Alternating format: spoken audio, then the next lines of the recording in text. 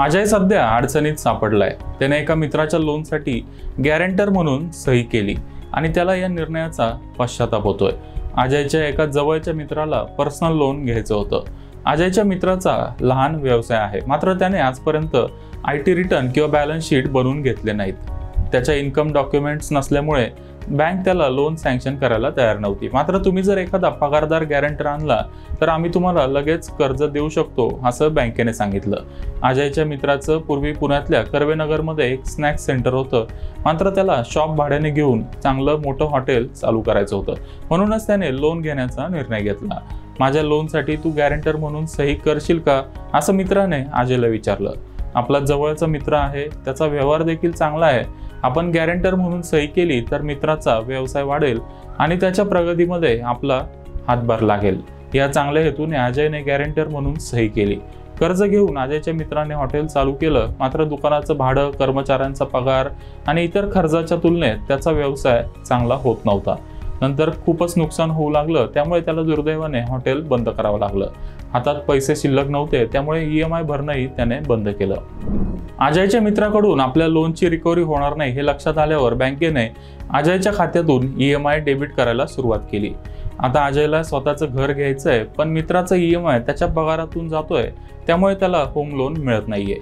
अजय सारखीच परिस्थिती आपल्यापैकी अनेकांची होऊ शकते।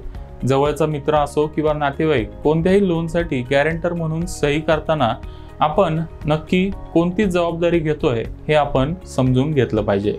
जर कर्जदाराने कर्जाचे हप्ते वेळेवर भरले नाही तर बँक गॅरेंटरकडून सगळे पैसे वसूल करते। कर्जदाराला कर्जाची परतफेड करता आली नाही तर बाकीचे सगळे EMI गॅरेंटरलाच भरावे लागतात। गॅरेंटरला सही करताना त्याच्या सॅलरी अकाउंट किंवा सेव्हिंग अकाउंटची माहिती द्यावी लागते, त्यामुळे लोन अकाउंट NPA होणार हे बँकेच्या लक्षात आल्यावर बँक गॅरेंटरच्या खात्यातून पैसे डेबिट करायला सुरुवात करते। आपण गॅरेंटर म्हणून सही करताना जास्त विचार करत नाही। बऱ्याच वेळेला आपली सही करायची तयारी नसते, पण मित्र जवळचा आहे किंवा नाता असल्यामुळे नाही कसं म्हणायचं असा विचार आपण करतो आणि नाईलाजाने सही करतो। मित्र किंवा नातेवाईकांसाठी गॅरेंटर होण्यामध्ये काहीच गैर नाहीये, मात्र आपला मित्र किंवा नातेवाईक कशासाठी कर्ज घेतोय, कर्जाची रक्कम किती आहे, परतफेडीचा कालावधी किती आहे, कर्जाचा व्याजदर किती आहे, तो कर्जाची परतफेड व्यवस्थित करेल का, यासारख्या गोष्टींचा विचार करूनच सही केली पाहिजे। आपला मित्र किंवा नातेवाईक कर्जाची परतफेड करेल का याबद्दल जर तुम्हाला शंका असेल तर सही करू नका। सुरुवातीला थोडा वाईटपणा येईल, पण नंतर कर्जाची परतफेड नाही केली तर शेवटी वाईटपणा येणारच आहे। शिवाय खिशातून आपल्यालाच EMI भरावे लागतील। जर आपण EMI भरायला नकार दिला तर बँक आपल्यावर देखील कायदेशीर कारवाई करू शकते। त्याचा आपल्या सिबिल स्कोअरवर नकारात्मक परिणाम होऊ शकतो। भविष्यात आपल्यावर जर लोन घेण्याची वेळ आली आणि आपला सिबिल स्कोअर खराब असेल तर आपल्यालाच कोणतीही बँक लोन देणार नाही। त्यामुळे कोणत्याही लोनसाठी गॅरेंटर राहण्याचा विचार करत असाल तर विचारपूर्वक निर्णय घ्या। लोनसाठी एकूण 2 गॅरेंटर असतील तर तुमची जोखीम 50% कमी होईल। तसेच जर लोन सिक्युअर्ड असेल तर बँक मॉर्गेज केलेली प्रॉपर्टी विकून पैसे वसूल करू शकते।